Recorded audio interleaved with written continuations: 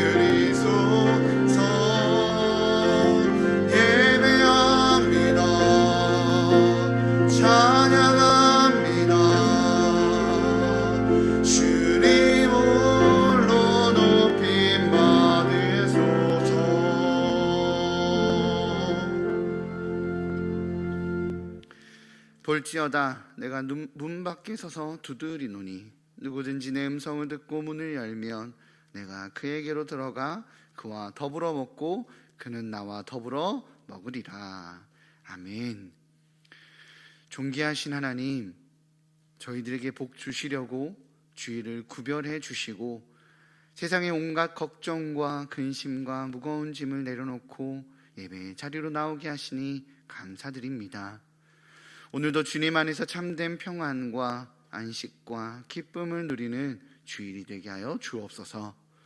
예배하는 이 시간 성령님의 인도하심을 따라 오직 삼위일체 하나님께만 집중하기를 원합니다. 영과 진리로 드리는 저희의 예배를 기쁘게 받아주시기를 원하오며 예배의 주관자가 되시는 우리 주 예수 그리스도의 이름으로 기원하옵나이다. 아멘. 찬송가 19장으로 함께 찬양하시겠습니다.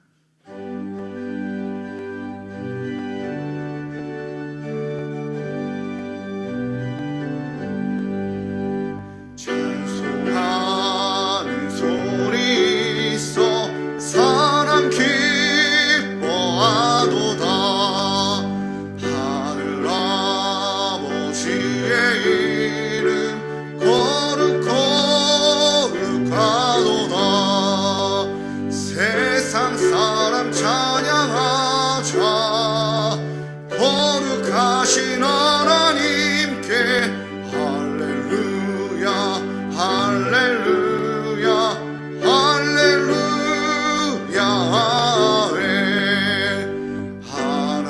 하나님의 나라 권세 영원토록 있도다. 하나님의 영광 나라 거룩하도다. 하늘 보좌 계신 주님 세상 주관하시도다. 할렐루야 할렐루야 할렐루야. 아멘. 하나님의 크신 섭리 그 뜻대로 되도다. 우리 아버지의 뜻은 거룩하도다. 주여 속히 임하셔서 기쁜 나를 주옵소서. 할렐루야 할렐루야 할렐루야.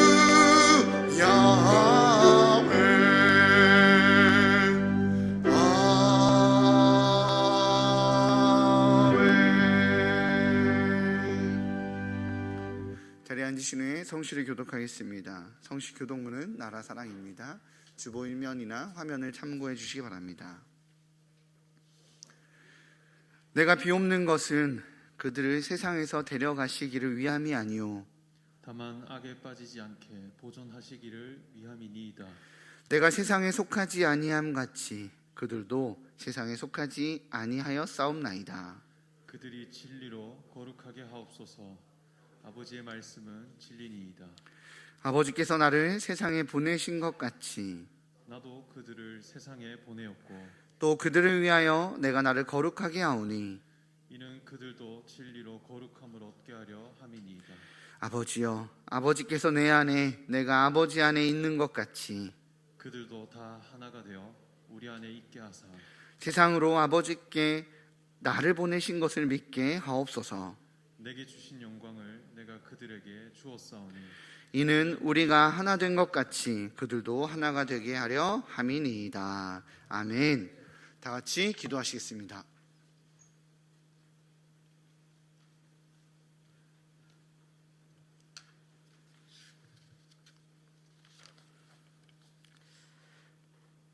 일 년을 넘어가고 있는 코로나19 상황 속에서 함께 모이던 예배의 모습과 여러 공동체의 모습은 많은 흔들림이 있지만 흔들릴지언정 하나님을 찬양하고 예배할 수 있도록 변함없이 이 시간을 허락하여 주심에 진실로 감사드립니다. 우리 각자가 주님의 귀한 성전이기에 비록 예배당에 나올 수 없을지라도 오직 더 간절한 마음으로 주님 앞에 나아갈 때 그것이 하나님의 영광, 기쁨에 이르는 참 예배가 될 줄 믿사오니 아버지여, 이 시간 저희 모두의 영혼육을 굳게 붙잡아 주시기를 간절히 기도드립니다. 그리고 여러 사정으로 온라인 예배로도 함께 할 수 없는 지체들을 기억하시고 찾아가 주셔서 그들의 심령에 하나님이 주신 풍족을 채워 주시옵소서. 어떤 상황 중에도 우리와 함께 하시는 하나님께서 허락하신 헤아릴 수 없는 은혜와 감사를 늘 기억하고 찬양하며 증거하는 삶을 살기 원합니다. 하지만 코로나19 사태, 재정 문제를 비롯한 여러 이유로 하나님의 말씀에만 붙잡혀 있기 힘든 순간들을 더 자주 만나는 요즘입니다. 이겨내지 못하여 넘어져 큰 자괴감으로 주님의 얼굴을 구하기 너무 괴로운 때도 있습니다. 도저히 하나님 앞에 설 염치 없는 모습일지라도 하나님 앞에 서지 않으면 영원한 사망 가운데 머물 수밖에 없음을 알기에 오직 우리를 위해 십자가에 달려 피 흘려 죽으시고 부활하신 예수님을 붙잡고 다시 일으켜달라고 회복시켜달라고 부르짖사오니 긍휼히 여겨주시어 크신 팔로 안아주시옵소서. 여러 모양으로 하나님을 대적하는 풍조가 커가며 세상은 어지럽고 혼탁해지고 있습니다. 그럼에도 이제야 비로소 인간의 삶이 참된 자유와 행복에 다가가고 있다고 하며 스스로 죽음의 길로 가는 사람들이 늘어나고 있는 현실입니다. 그들을 바라보며 안타까운 마음이 있지만 한편으로는 그들에게 손가락질을 하며 예수님을 믿는 우리가 마치 그들보다 위에 있는 양 하는 그릇된 마음도 있습니다. 이는 우리가 예수님을 만나게 된 것이 합당한 자격이 있어서가 아니라 오직 하나님의 은혜라는 사실을 잊은 채 어느새 고개 든 교만 때문입니다. 용서를 구합니다. 예수님, 주님의 능력을 가리고 하나님과의 연합을 무너뜨리는 우리의 교만을 눌러주시고 예수님의 명령 따라 낮고 겸허하게 세상에서 만나는 모든 이들을 사랑으로 대할 수 있도록 도와주시옵소서. 코로나19와 가장 가까운 곳에서 1년 넘게 싸우며 몸과 마음이 지칠 대로 지친 의료진들, 방역을 계획하고 집행하는 당국자들, 재정 문제 등 현실의 벽으로 눈물 짓는 모든 이들에게 힘과 위로와 지혜를 주시옵소서. 다행히 여러 제약사에서 백신이 개발되어 일부 접종이 시작되었다는 반갑고 감사한 소식이 들립니다. 하지만 이 역시 하나님이 열어주셨기에 가능한 일임에도 불구하고 오히려 사람이 세상의 중심이라고 하면서 하나님을 부정하는 풍조가 더 만연해질까 염려 또한 큽니다. 열방이 오직 하나님 앞에 통회하는 심령으로 엎드리고 말씀으로 돌아올 때에만 질병을 비롯한 모든 문제가 온전히 해결된다는 진리가 바로 설 수 있도록 하여 주시옵소서. 말씀 전하시는 구영철 미임 목사님이 영육간 늘 강건하도록 살펴주시고 오늘 전하는 말씀을 통해 모두의 영육이 굳세어지고 생명이 회복되는 아름다운 역사가 일어날 수 있도록 허락하여 주시옵소서. 언제나 우리를 위해 친히 간구하시는 예수님의 이름으로 간절히 기도드렸습니다. 아멘.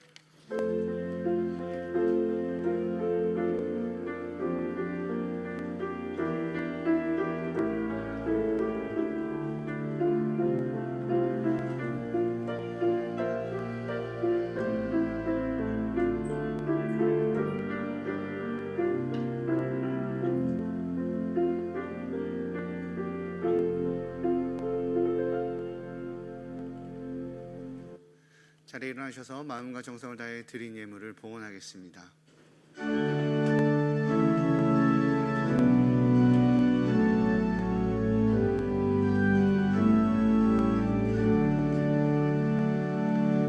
내게 있는 향유로가 주께 가져와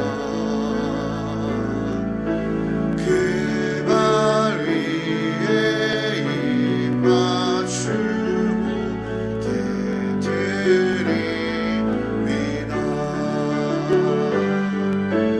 나를 위해 험한 산길 오르신 그와 걸음마다 크신 사랑 새겨놓았네.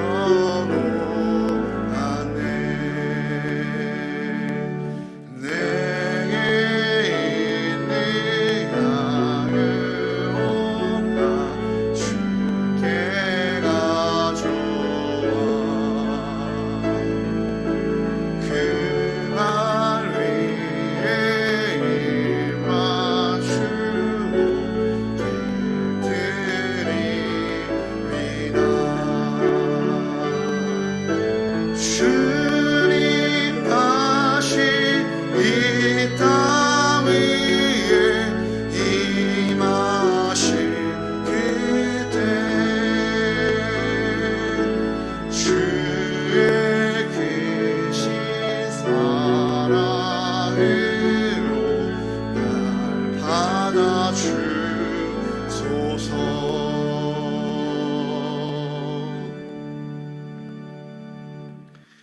하늘에 계시며 우리 안에 계시고 또한 지금 우리와 함께 계시는 하나님 아버지, 영원한 생명이자 구원자이심을 십자가에서 전해주시어 저희 한 사람 한 사람이 빛이신 주님을 만날 수 있었습니다.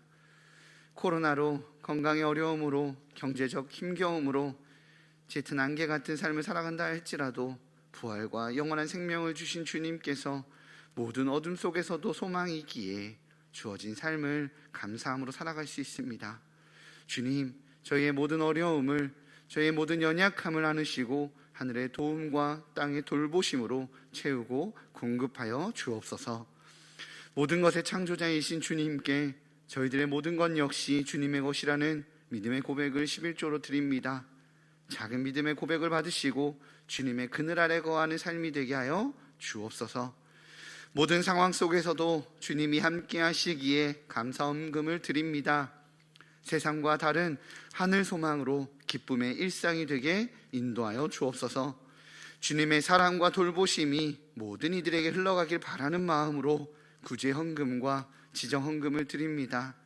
절망 속에 새 출발의 디딤돌이 되게 하여 주옵소서. 소망을 주지 못하는 세상 속에서도 소망을 만들어내는 삶이 되길 기대하며 장학 헌금과 성교 헌금을 드립니다. 오늘보다 더욱 확장된 내일의 하나님 나라를 목도하게 하여 주옵소서.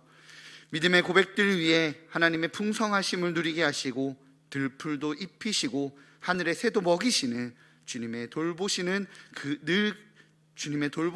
늘 경험하는 일산 충신의 가족들 되게 하여 주옵소서. 병상에서 병마와 싸우는 환우들, 군복무를 감당하는 청년들, 일터에서 땀 흘리는 성도들, 해외에서 디아스포라로 살며 온라인으로 예배하는 믿음의 동료들, 주님께서 일산 충신의 가족으로 불러주신 모든 성도들을 돌보시고 함께하여 주옵소서. 언제나 저희의 감사의 근원이 되시고 소망의 이유가 되시는 우리 주 예수 그리스도의 이름으로 기도하옵나이다. 아멘. 자리에 앉으시겠습니다. 나눔의 시간입니다. 교회 일정에 대한 나눔의 시간을 갖도록 하겠습니다. 교회 소식은 홈페이지나 정면에 나오는 화면을 참고해 주시기 바랍니다. 오늘 주일 예배는 장소별 좌석수의 10%의 현장 예배와 온라인 예배가 진행됩니다. 현장 예배는 신청하신 분들을 중심으로 진행하되 70세 이상 어르신들 중 신청이 어려우신 분들을 위한 여분의 좌석을 준비하고 있으니 원하시는 분들은 대면 예배로 참석해 주시기 바랍니다. 예배 좌석은 안내위원들의 안내를 따라 주시기 바랍니다. 주중 예배 안내입니다. 수요 기도회 오전과 한밤의 기도회, 새벽 기도회 역시 온라인 실시간 예배와 장소별 10%의 현장 예배로 진행하고 있습니다. 수요 저녁은 온라인 예배로 홈페이지 및 유튜브를 접속하셔서 예배에 참석해 주시기 바랍니다. 초등부 겨울 특별 예배가 2월 6일 토요일 오후 1시부터 사랑관에서 3층에서 대면 예배와 온라인 영상 예배로 진행됩니다. 현장 예배 좌석수 10%로 제한하며 현장 예배 참석하시는 분들은 1층으로 입장하여 참석해 주시기 바랍니다. 교회 학교 주일 예배는 장소당 수용 인원 10% 참여 시에 대면과 비대면 예배를 함께 운영하기 어려운 관계로 당분간 예배 운영 담당자들로 비대면 예배를 지속합니다. 교회 소식을 문자에서 모바일 홈페이지인 교회 사랑넷 알림 서비스로 변경 중에 있습니다. 많이들 홈페이지에 우리 가입해 주셨는데요. 문자 서비스가 오늘이 1월 31일이어서 오늘까지이고 2월부터는 교회 사랑넷 알림 서비스로 운영됩니다. 교회 홈페이지 팝업 창에 설치 방법이 영상으로 준비되어 있으니 내용을 보시고 설치해 주시기 바라고요. 그리고 우리 홈페이지 이면에서도 설치하는 방법이 안내되어 있으니 참고해 주시기 바랍니다. 기부금 납입 증명서를 신청하시는 분들, 또 원하시는 분들은 받아보기 원하시는 날짜 일주일 전에 사무실이나 홈페이지를 통해서 신청해 주시기 바랍니다. 찾으실 때는 2층 나무 계단 앞 테이블에 비치해 놓았으니 거기서 찾아가 주시기 바랍니다. 네, 오늘 하나님께서 우리에게 허락하신 말씀은 누가복음 10장 1절부터 16절까지입니다. 누가복음 10장 1절부터 16절까지 신약성경 109면입니다. 봉독하도록 하겠습니다. 그 후에 주께서 따로 70인을 세우사 친히 가시려는 각 동네와 각 지역으로 둘씩 앞서 보내시며 이르시되 추수할 것은 많되 일꾼이 적으니 그러므로 추수하는 주인에게 청하여 추수할 일꾼들을 보내주소서 하라. 갈지어다 내가 너희를 보냄이 어린 양을 이리 가운데로 보냄과 같도다. 전대나 배낭이나 신발을 가지지 말며 길에서 아무에게도 무난하지 말며 어느 집에 들어가든지 먼저 말하되 이 집이 평안할지어다 하라.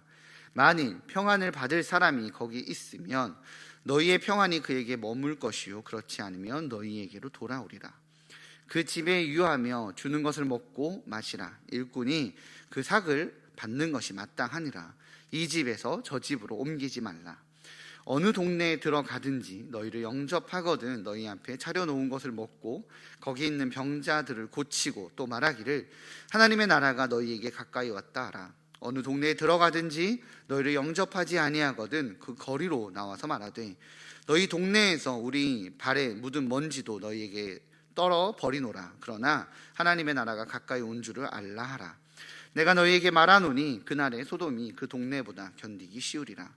화 있을진저 고라시나 화 있을진저 벳세다야.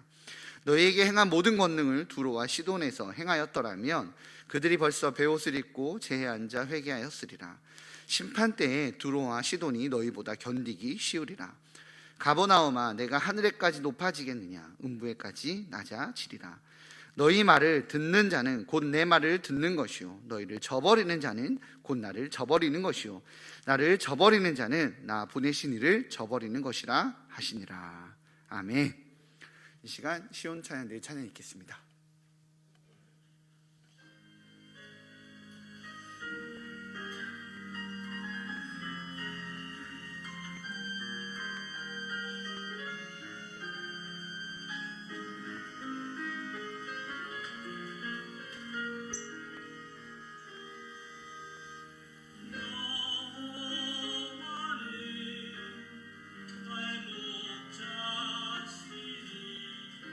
내가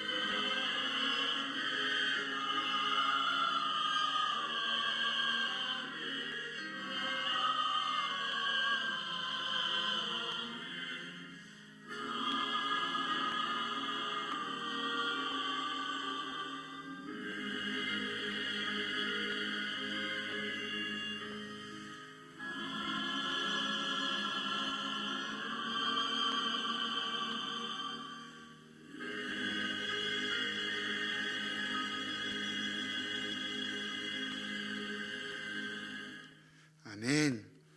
하나님의 나라가 가까이 왔다라는 제목으로 하나님 말씀 선포될 때에 많은 은혜 받으시기 바랍니다.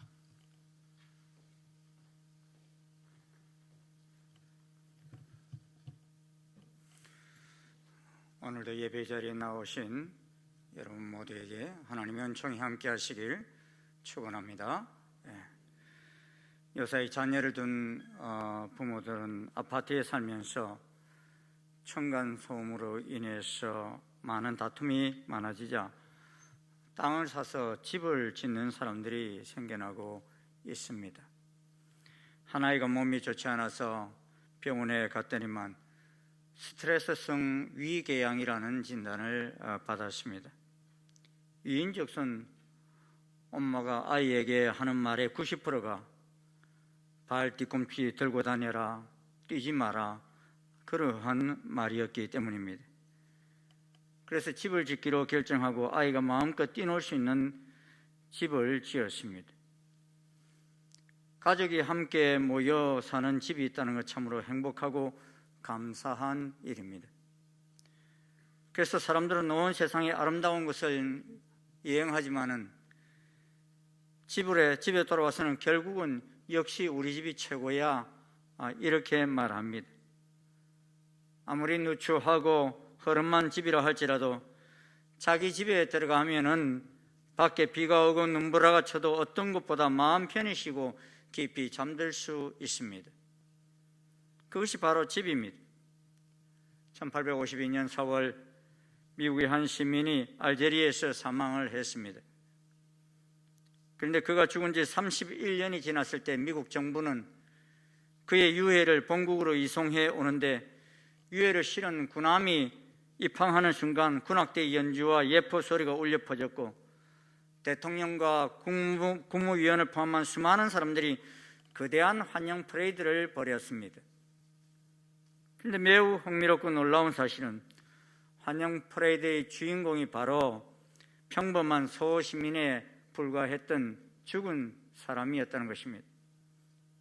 그는 즐거운 곳에서 날 오라 하여도 내 쉴 곳은 작은 집 내 집뿐이리, 내 나라 내 기쁨 길이 쉴 곳도 꽃피고 세우는 집 내 집뿐이리, 오 사랑 나의 집 즐겁고 화평한 집 내 집뿐이리, 이 노래를 작시한 존 하워드 페인입니다.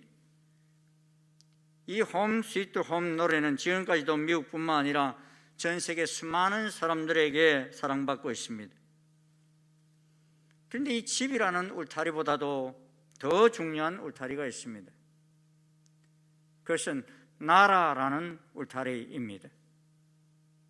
나라는 개인과 가정과 사회를 보호하는 가장 큰 보호막입니다.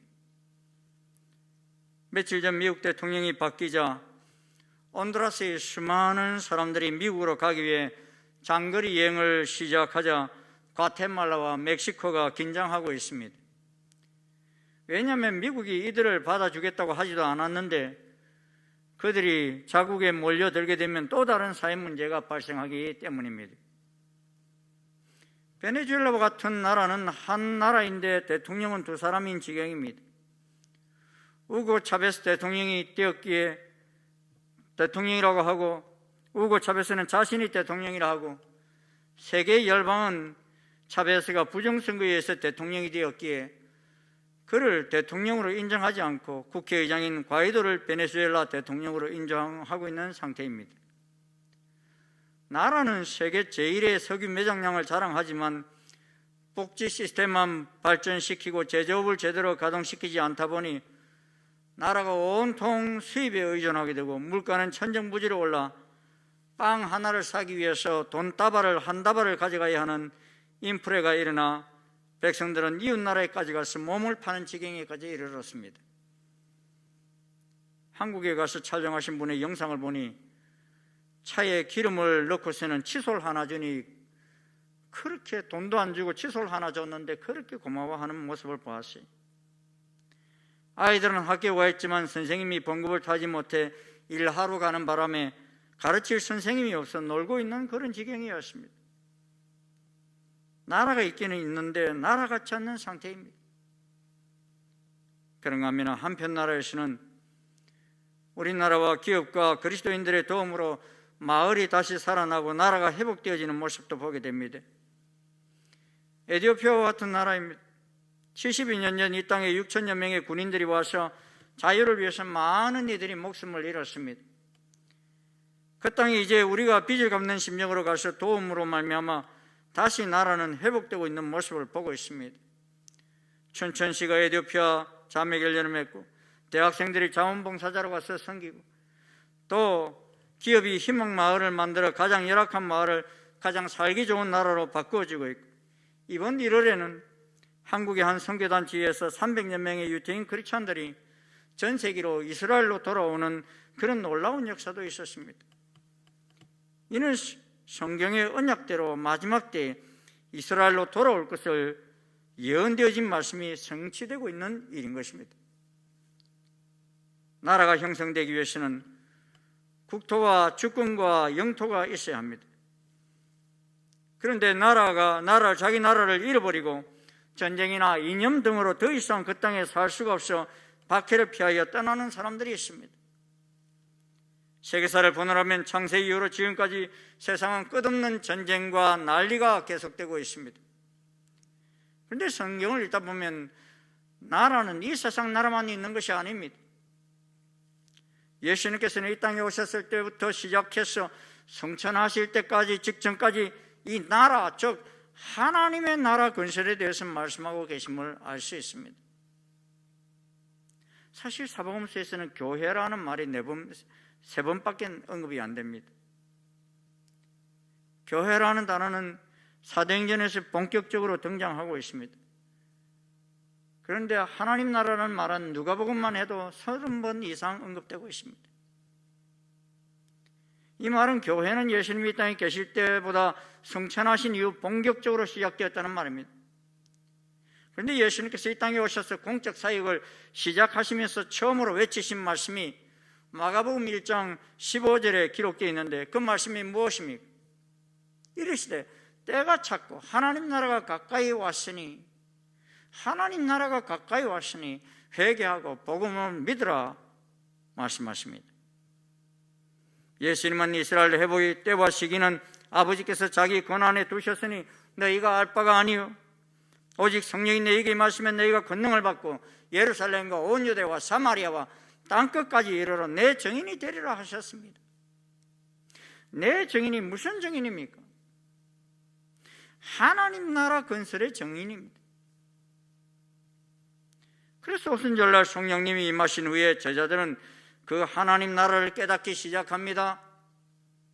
그리고 사도행전에 보면 예수님의 제자들도 그때서야 비로소 그들이 가는 곳곳에서 하나님 나라를 가르치기 시작했습니다. 이러한 하나님 나라 선포는 사도행전 28장 마지막 장까지 계속됩니다. 그렇게 사도행전의 시작과 끝이 하나님 나라가 주제입니다.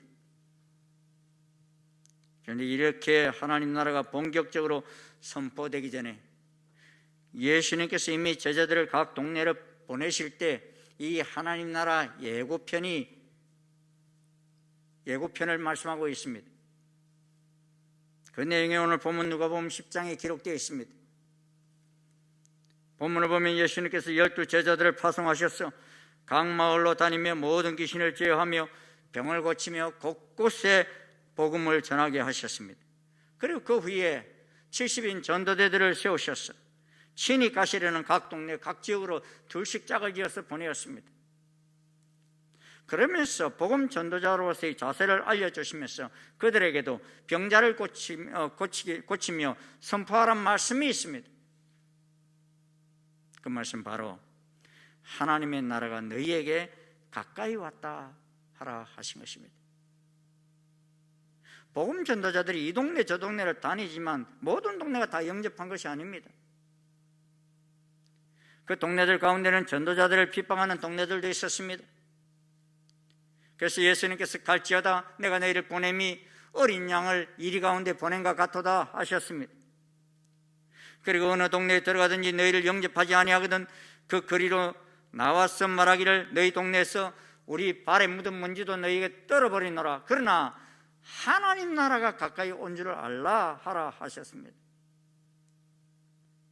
복음 전도자들을 받아들이지 않는 동네가 있어서 그 동네를 떠나는 한이 있어도 꼭 전해야 하는 말이 있었습니다. 전하고 떠나야 했습니다. 그 내용이 무엇입니까? 하나님 나라가 가까이 온 줄을 알라는 말씀입니다. 하나님 나라가 가까이 왔다는 의미가 무엇입니까, 여러분? 하나님의 그리스도이신 예수님이 우리 가까이 오셨다는 말씀인 것입니다. 누가복음 9장 18절 이하의 말씀을 보면 예수님께서 따로 기도하러 가실 때 제자들에게 무리가 나를 누구라 하느냐라고 물으십니다. 제자들은 어떤 이는 세례 요한이라 하고, 더러는 엘리야라고 하고, 더러는 옛 선지자 중에 한 사람이 다시 살아났다 이렇게 말합니다 라고 고백했습니다. 그러자 예수님은 제자들에게 너희는 나를 누구라 하느냐 하고 다시 되물으셨습니다. 이때 베드로가 하나님의 그리스도 신이다 라고 대답했다고 누가복음은 기록합니다. 그런데 이 똑같은 사건을, 똑같은 고백을 마태복음은 주는 그리스도시요 살아계신 하나님의 아들이시니다 이렇게 고백했다고 기록을 합니다. 똑같은 말입니다. 이 두 말씀 속에 모두가 다 포함되어 있는 말씀이 뭡니까? 하나님 그리스도이십니다. 즉 예수님, 당신은 하나님의 아들 그리스도, 우리가 기다리던 메시아이십니다 이 말인 것입니다. 사람들은 예수님이 누구신지 제대로 알아보지 못하고 있던 그때에 제자들은 예수님이 누구신지를 알기 시작했다는 것입니다. 하나님이 보내신 메시아, 약속하신 그리스도이시라는 사실을 알아가기 시작했다는 것입니다. 그래서 예수님은 내가 참으로 너에게 이르노니 여기 서 있는 사람 중에 죽기 전에 하나님 나라 볼 자도 있느니라 하셨습니다. 예수님께서는 하나님 나라 완성을 본다고 하지 않으시고 하나님의 나라를 볼 자도 있다 하셨습니다. 여러분, 하나님 나라 완성은 언제 이루어집니까? 하나님 나라 완성이 언제 이루어집니까? 예수님이 다시 오실 때입니다. 그래서 요한복음 11장 15절에 보면 일곱 천사가 나팔을 불며 하늘에 큰 음성이 나서 이르되 세상 나라가 우리 주와 그의 그리스도의 나라가 되어 그가 세세토록 왕노릇 하시리로다 하셨습니다. 예수님 재림하실 때 하나님 나라가 완성이 된다는 것입니다.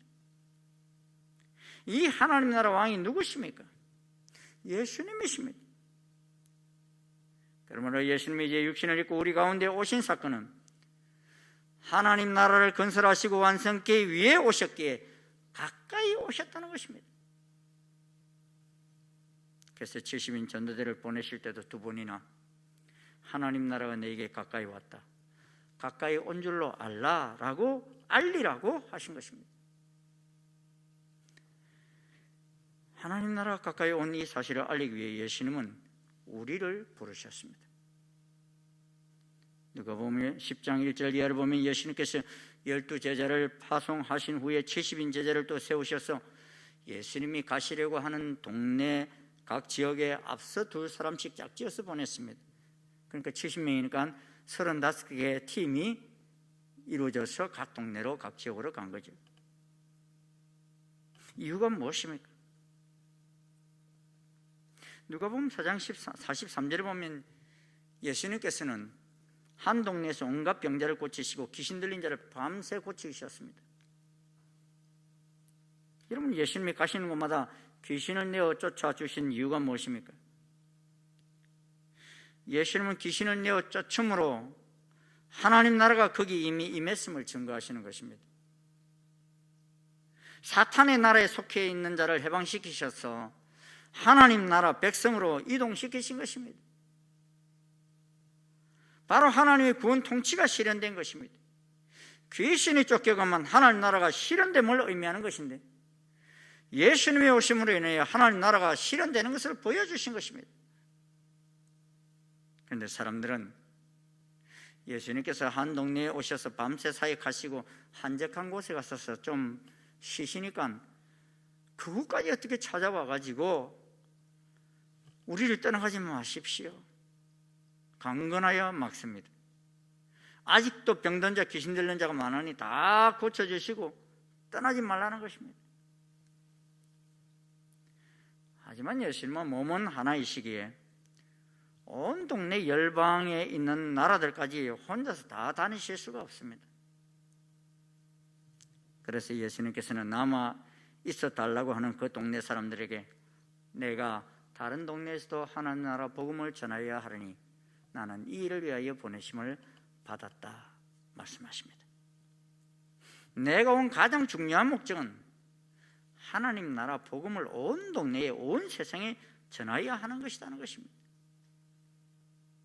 그리고 이 하나님 나라 건설을 위해서 예수님은 제자들을 택하셔서 온 동네로 열방으로 제자들을 파송하신 것입니다.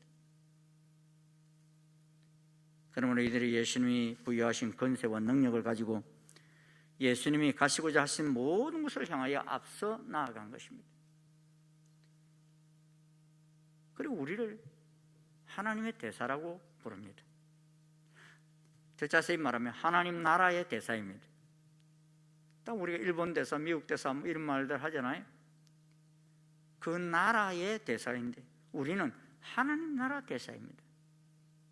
여러분이 하나님 나라 대사예요. 아십니까? 아시고 계세요?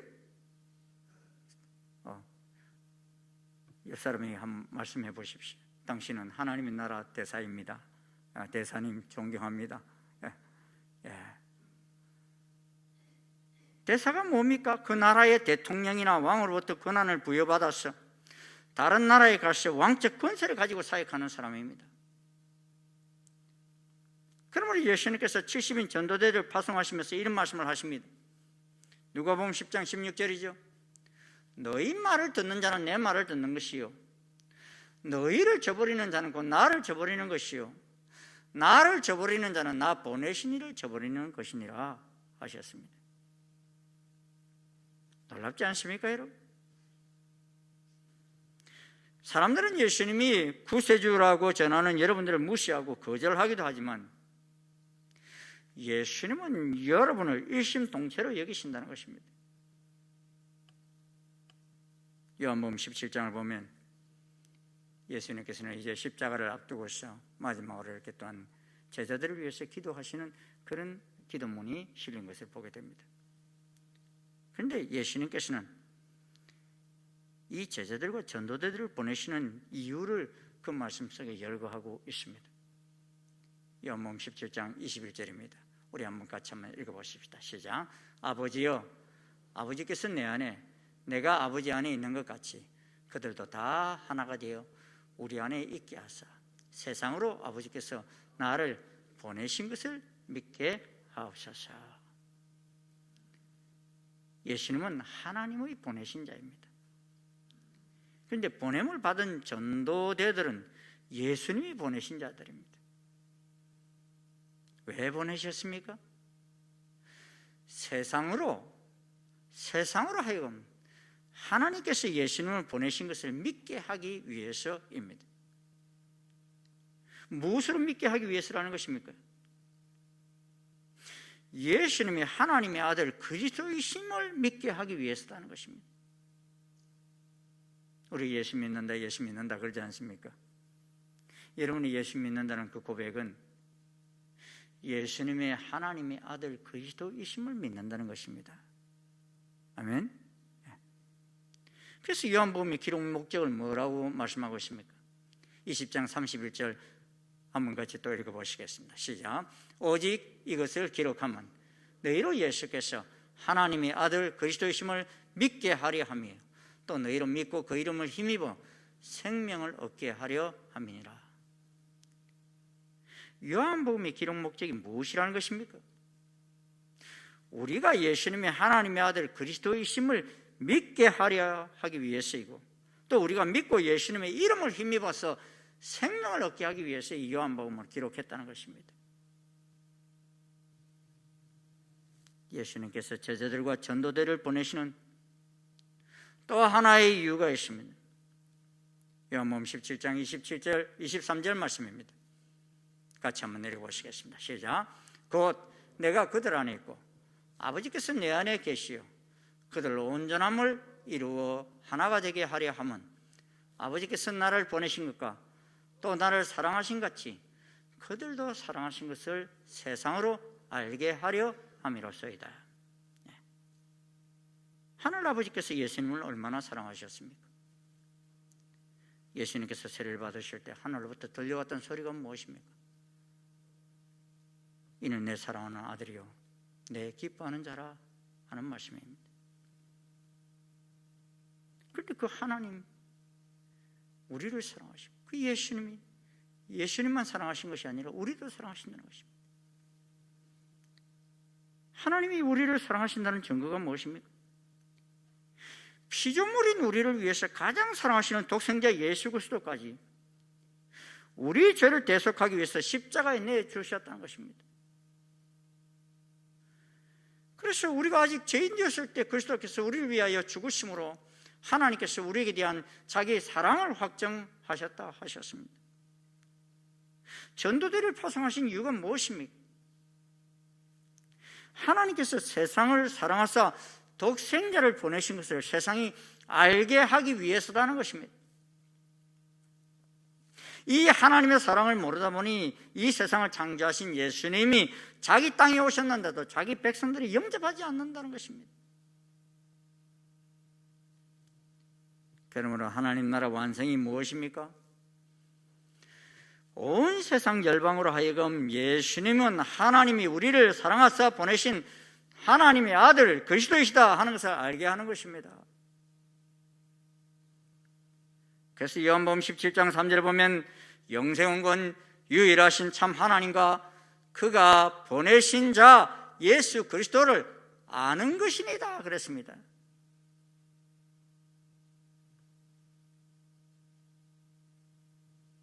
알아야 믿을 수 있습니다.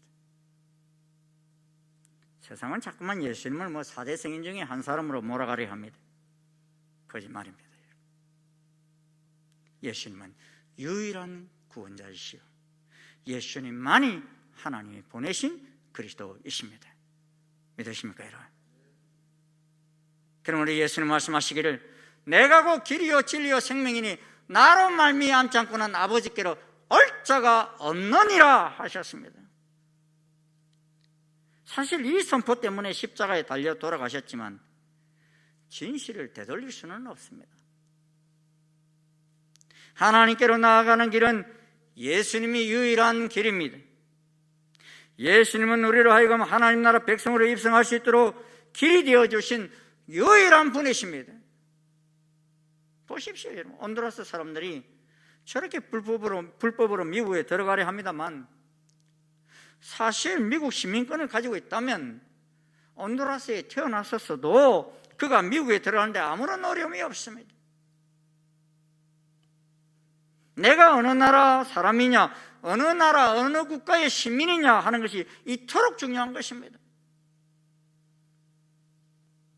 그런데 사람들은 이 땅에 사는 나라만 생각합니다. 그래서 살기 위해서 생명을 잃을 수도 있는 위험을 무릅쓰고라도 저렇게 달려갑니다. 하지만 우리가 잊어서는 안 되는 나라가 있습니다.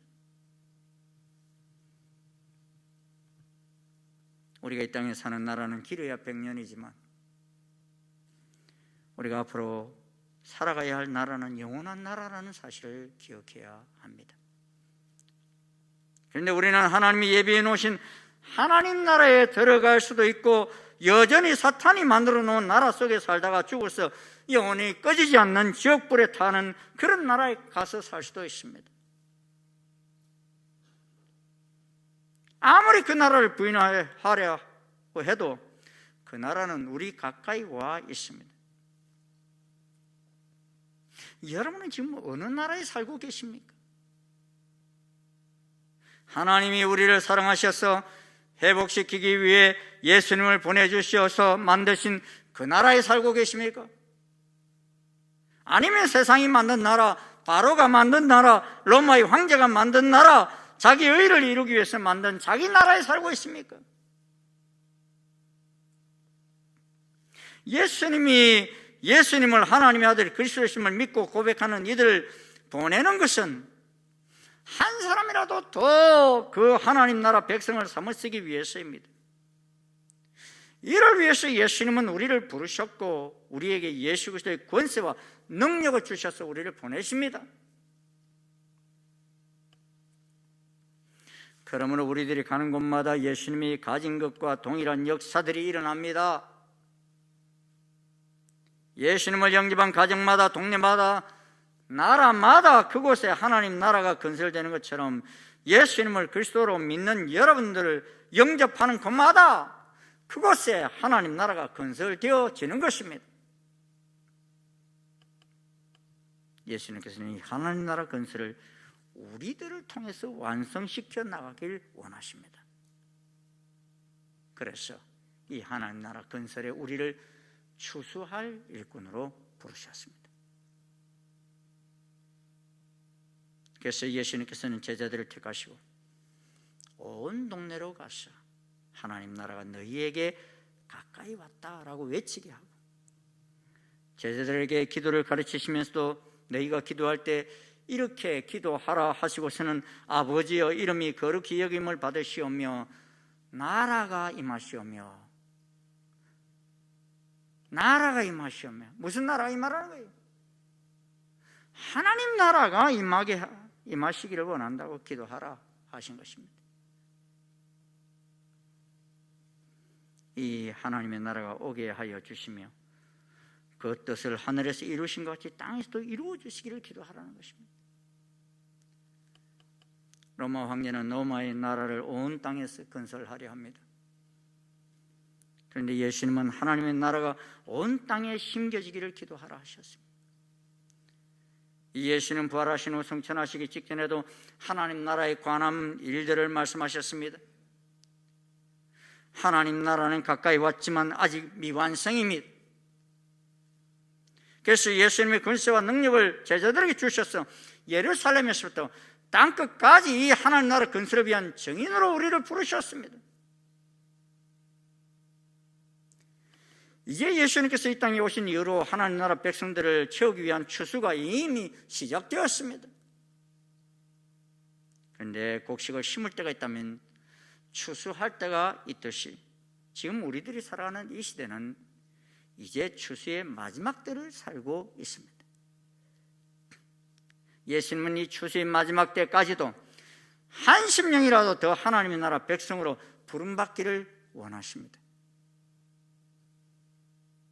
그러려니 추수할 일꾼이 필요하지요. 예수님 당시에는 12제자, 70인 제자가 필요했다고 한다면 지금은 모든 그리스도인들이 다 나서서 전심전력하여 하나님 나라 추수꾼이 되기를 소원하십니다. 하지만 아무리 많은 사람들이 하늘나라 추수꾼이 되기를 자원한다 해도 그 사람은 반드시 한 가지만은 따라야만 예수님의 보내심을 끝까지 수행할 수 있는 것입니다. 그것이 무엇입니까? 누가복음 9장 23절은 말씀하십니다. 우리 한번 같이 읽어보도록 하겠습니다. 시작. 또 무리에게 이르시되 아무든지 나를 따라 오려거든 자기를 부인하고 날마다 제 십자가를 지고 나를 따를 것이니라. 우리들이 하나님 나라 건설을 하기 위해 나선다면, 건설하기 위해 나선다면서 자기를 부인하지 않고 나의 나라를 고집하는 한 끝까지 따라갈 수는 없습니다. 그런 사람은 예수님을 따라 나섰다가도 되돌아가 버리고 말 것입니다. 예수님이 부르지도 않으셨는데 스스로 예수님이 제자가 되겠다고 찾아온 한 부자 청년이 있었지요. 그 청년은 자기 스스로는 지금까지 제가 율법을 다 잘 지켰다고 그렇게 고백했습니다. 근데 예수님은 그에게 말씀합니다. 너에게 한 가지 부족한 것이 있다. 네가 가진 모든 재산을 다 팔아 가난한 자들에게 나누어주고 그리고 나를 따르라 하셨습니다. 그런데 이 부자 청년은 그 한 가지 때문에 예수님을 따르는 것을 포기하고 떠나갔습니다. 누가복음 10장 4절을 보면 예수님 보냄받은 추수꾼들을 갈 때에 전대나 배낭이나 신발을 가지지 말며 길에서 아무에게도 문안하지 말라 말씀하십니다. 무슨 말입니까? 내가 물질과 사람을 의지해서는 이 하나님의 나라를 건설할 수 없다는 것입니다. 이 하나님 나라 건설을 위해서 예수님을 따르겠다는 사람은 날마다 제 십자가를 지고 예수님을 따라야 한다는 것입니다. 하루 만에 순종으로 끝나지 않습니다. 한 번 만에 순종으로도 끝나지 않습니다.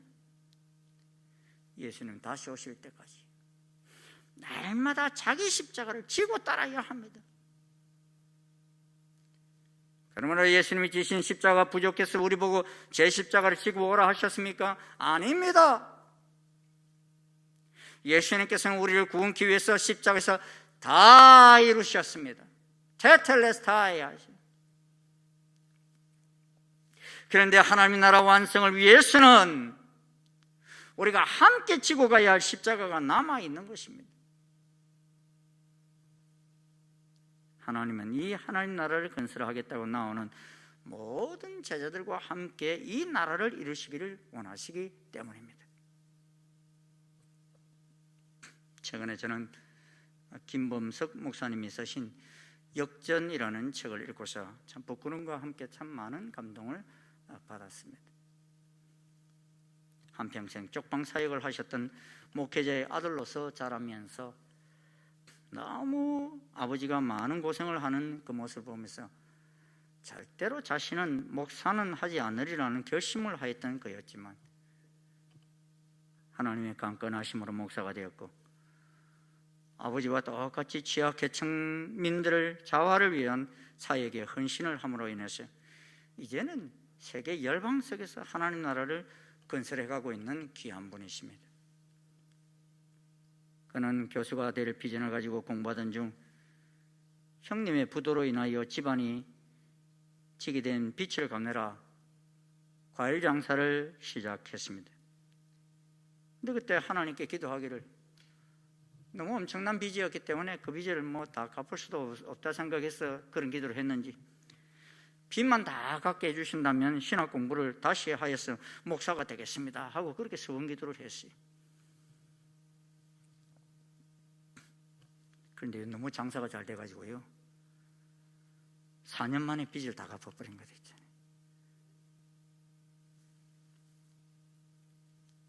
하지만 너무 돈이 잘 벌리자 그는 신학 공부를 계속할 생각을 잊어버리고 장사를 더 확장하려고 창고도 더 짓고 냉동고도 더 짓고 그러려고 계획했습니다.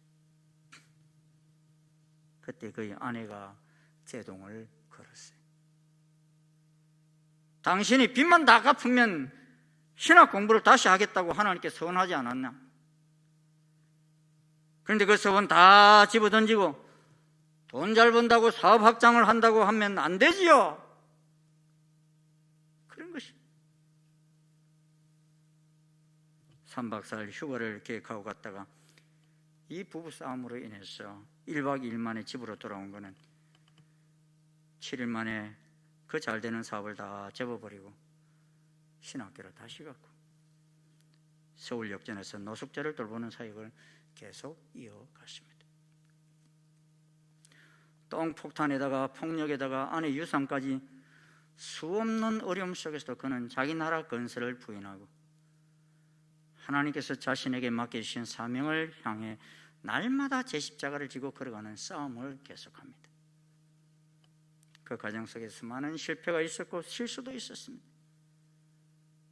하지만 그는 그 속에서 자기 나라 건설을 부인하고 날마다 제 십자가가 무엇인지를 확인하고서 다시 예수님이 맡겨주신 그 사명을 위하여 따라 나섰습니다. 또 그를 눈여겨보고 있던 한 큰교회 목사님께서 그의 교회 교육자로 불러서 그의 사역을 더욱더 구체적으로 일구 가도록 도와주셨습니다.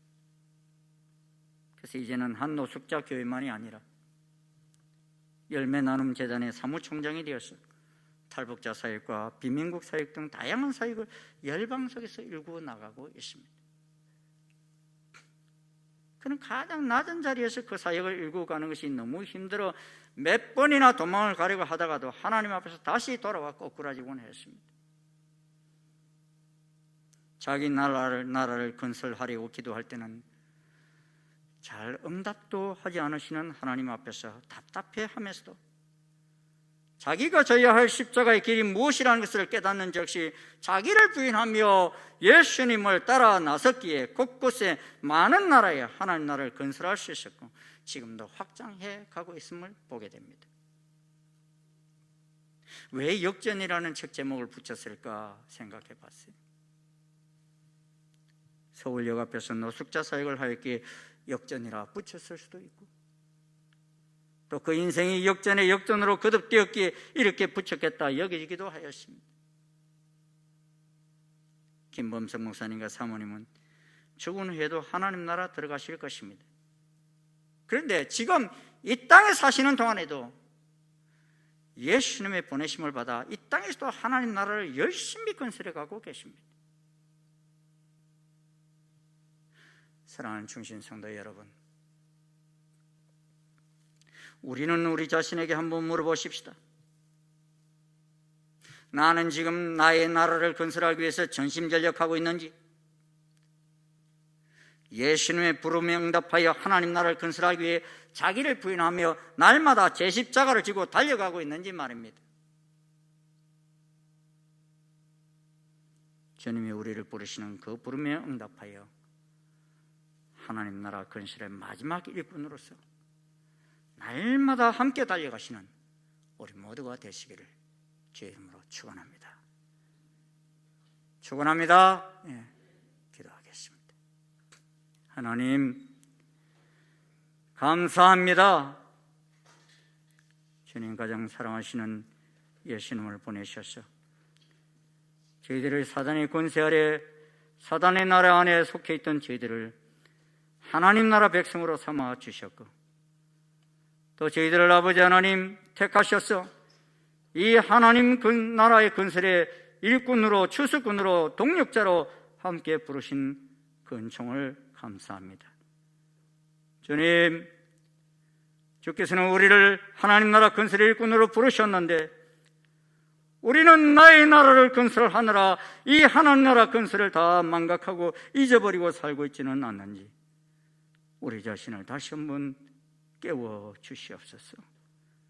그래서 정말 주님 다시 오시는 그날까지 이 하나님 나라 건설의 일꾼으로서 추수꾼으로서 마지막 동반자로서 힘써 달려감으로 말미암아 저희들로 인해서 아버지 하나님 이 땅에서 많은 하나님 나라가 건설되어지며 저 나라에 가서도 그 일꾼들을 바라볼 수 있는 그 열매들을 볼 수 있는 저희들 에게 인도해 주시옵소서.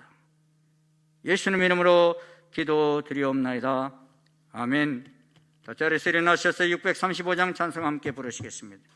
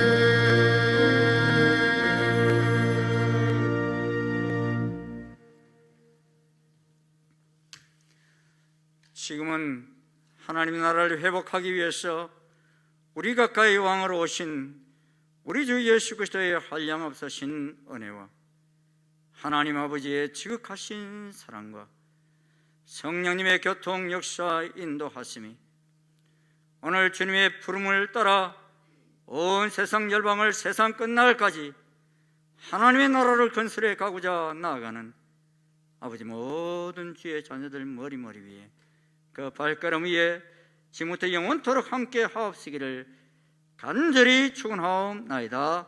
아멘.